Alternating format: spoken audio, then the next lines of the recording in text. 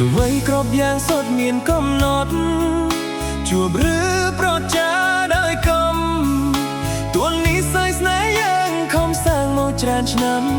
គង់ព្រះស្រាមរងកំពេលមាននាទី3មុនពេលស្អប់អូនបងលងស្នេហ៍ខំថែដោយខែជូនថ្លៃទោះស្រីខុសយ៉ាងណាក៏ចិនតាប្រណីសង្ឃឹមថាចរណៃអូនយល់នៃពីចិនតាតែជីវានៅក្បត់ទៀតត្រានត្រៃ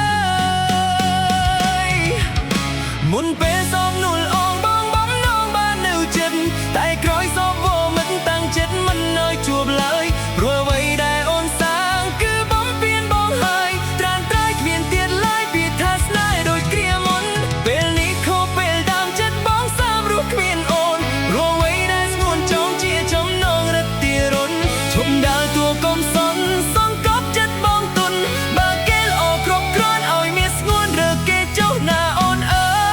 យលាហើយក្រោយពេលអូនស្អប់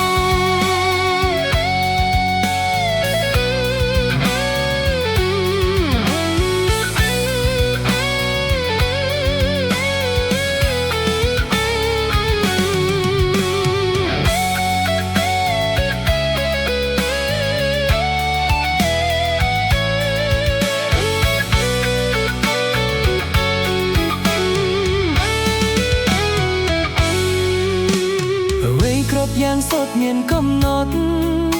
ជួបឬប្រចាដោយកំ